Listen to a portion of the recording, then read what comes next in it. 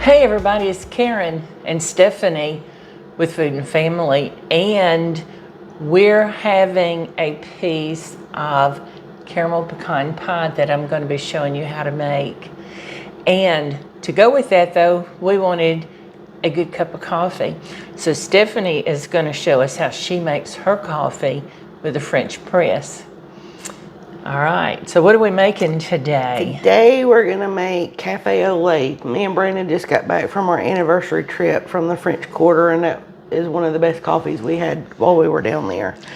So what's the difference in regular coffee and cafe au lait? All it is hot coffee with hot froth milk. Oh, okay. And we have the perfect milk frother. Parisrhone sent that for us to review. We're excited to try it today. And but Stephanie's going to show us how to make her coffee using this frother. I'm excited. We've already got our kettle warmed up for the water to use in the French press. Now we're gonna start frothing, getting our milk ready to froth. All right, we're gonna put in 3 little scoops of French roast coffee that I got on my trip in New Orleans from a famous cafe with beignets. And I'm sure everybody knows that restaurant. And It is delicious. if you've not had French press coffee, it is better than any coffee that you'll have. You're gonna take boiling water and pour in here up to the line. And this is gonna sit and steep for about 10 minutes. Good. Okay, so we're gonna do our froth. Start our froth. And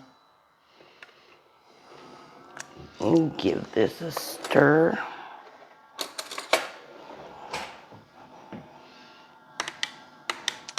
Can't wait to have a cup of this coffee with my pie. Oh, it's gonna be so good. But I'm excited to show you how we make this pie. All right, I've got this stirred, and now you just want to let it sit for 10 minutes to steep. When this coffee gets ready, we're gonna come back and we're gonna pour it up for you and show you what we're gonna enjoy. So stay with us. All right, our coffee has steeped and our milk has frothed, and we're ready to pour us a cup of coffee. I am so ready for a cup, aren't you? Yes.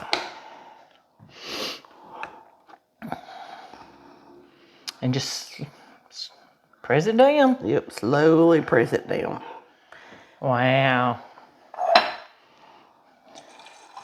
Because I'm the only one that likes to drink coffee in the evening, sitting on the porch.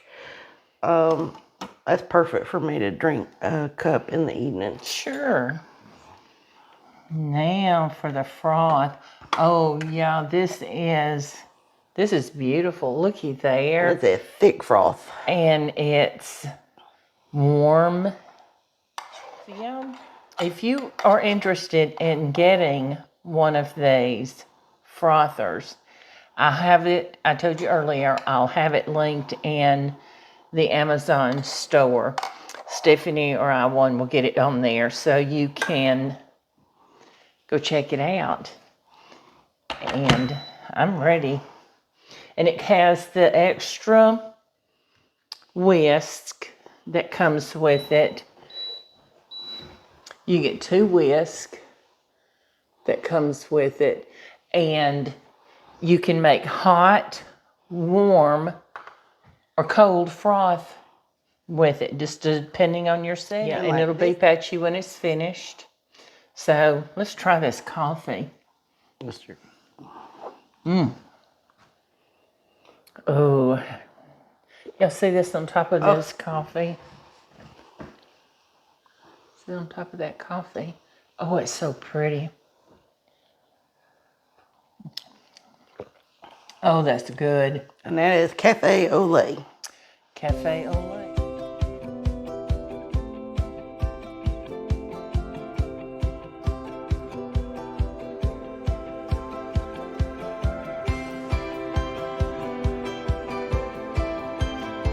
you saw my video that I did feeding the night shift at my husband's work.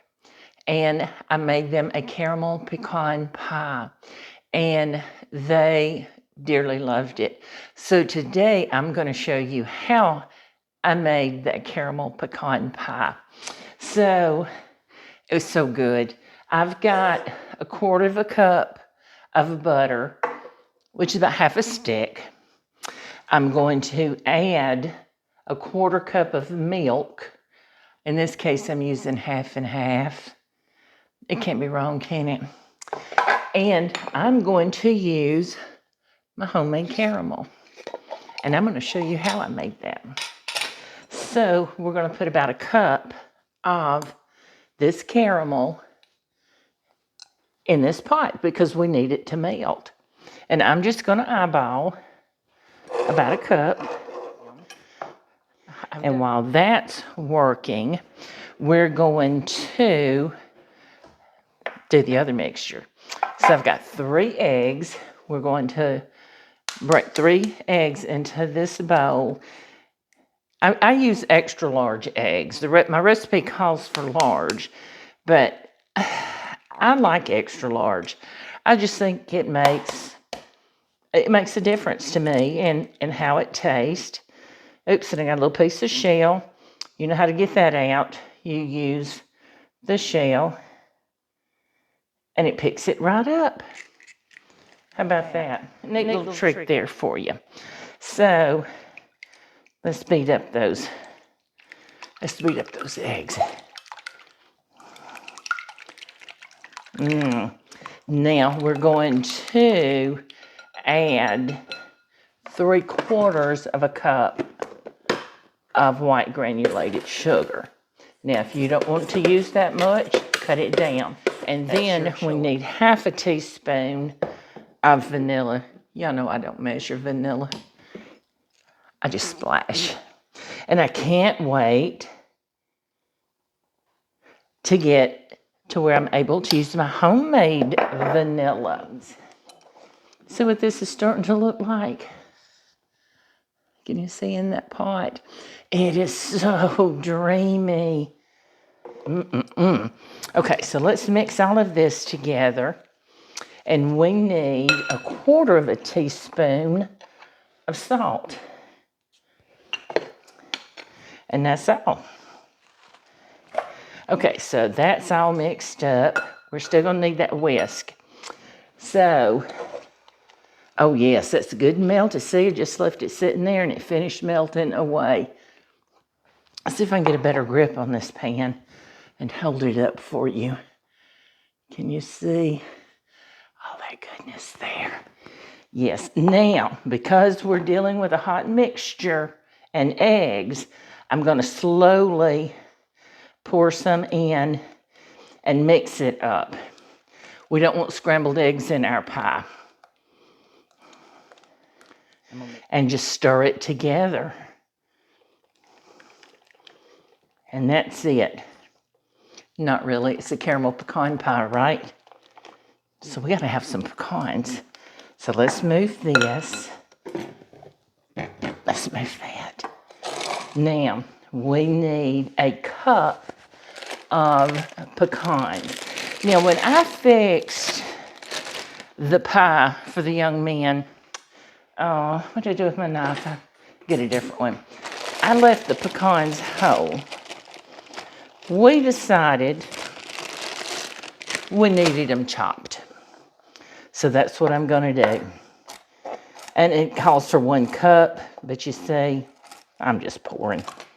And for anybody that cannot have the nuts, make this pie. Leave out the pecans. And I tell you another thing I've done is instead of pecans in a pecan pie, and you may have seen this, I've used pretzels. And I bet that would be good in this because you've got that saltiness of those pretzels. I bet that would be good. Let's see, are these chopped enough? I think so.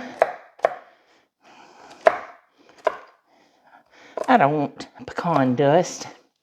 All right, so, oh, I lost my whisk down in there. Come back here. You're done anyway. And just put it right over in that mixture.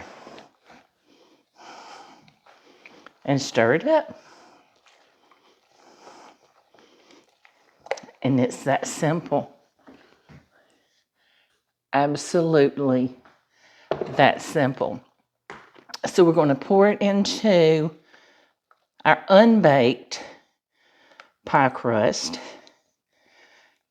And so it's just the perfect amount of filling for this pie. And those pecans will rise up and they'll all meet in the middle and become friends. So I'm going to get this in my oven, get it baking, and I'm going to come back and I'm going to show you how I made this beautiful caramel. So give me a minute and let me get that going, okay? I'll be right back. Our timer's going off. Our pie's ready, so let me get it out. I'm anxious for you to see what it looks like.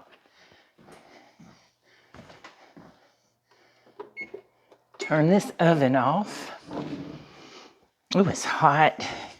Now what you want to do, I cooked it for 45 minutes. And 45 minutes was the perfect amount of time. Let me set that down and close this. I want to show you what to look for.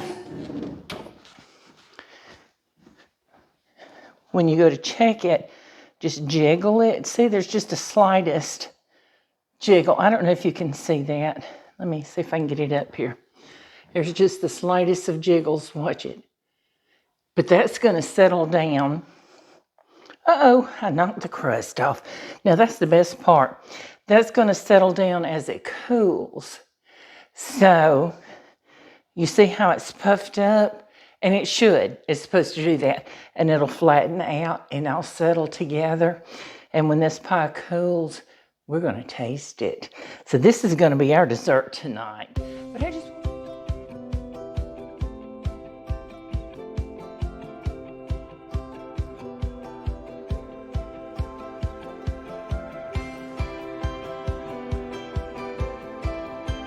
All right, let's get this caramel made.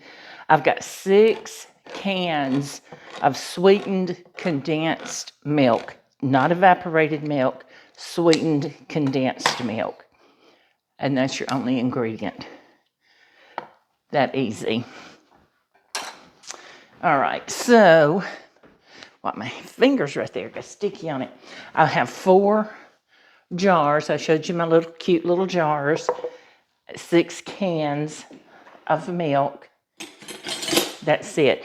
It takes 1.5 cans of milk per jar.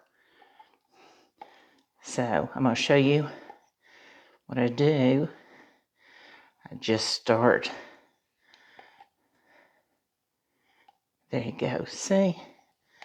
You can't get any easier than this, and I promise you this is better than any store-bought caramel that you can get. You can pour it over ice cream, pour it in your coffee, cook pies with it like I did. Okay, now I've also got the lids very clean. Whoops, let me get a wet paper towel because I want to clean that lid off really well because I want these jars to seal. Now, what we're going to do is we're going to put them here in this Instapot and cover them with water, so filling it tight. And I have, I have my little rack in the bottom of the Instapot because I don't want them sitting right on that bottom. We'll fill up the next one. And I'm not going to make y'all watch the whole thing. We'll finish filling these up. And then I'll come back and show you our next step. It's a sticky but gooey deliciousness. Delicious mess. Look at there. I know you can buy caramel already made in the cans like this, but hey, you know, there's a lot of satisfaction from making things yourself. I find I get a lot of satisfaction, and it's cheaper for me to make it myself.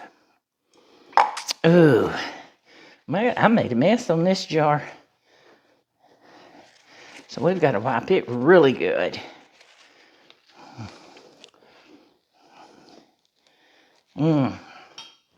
Okay, get this one on and tuck it down in here. Okay, so let me finish these others and I'll be right back and I'll show you what else. All right, I'm finishing wiping the jar rims on these last two. See how I filled them up? Look at that goodness. We'll seal these up. Get them in our pot. And we've got to cover them with water. Now, I'm going to just take this pot over here to the sink and fill it up. I think it'll be. Now, I can't cover over the jars. My pot's just not deep enough. But I'm going to get as much water in here as I can. I want it as full as I can get it. It is up to the rims of the jars. And all that goodness is covered up with water. Okay, so what we do next, you don't want it to be cloudy. So we're going to add a couple of tablespoons of just white vinegar.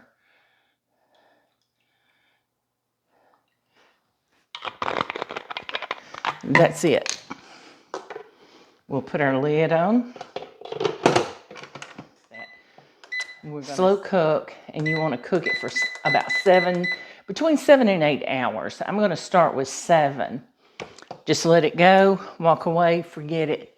And when you come back, you've got all this delicious caramel, and this is what you have coming out of that pot. And that's it. I let the water cool enough where I can handle the jars to take them out.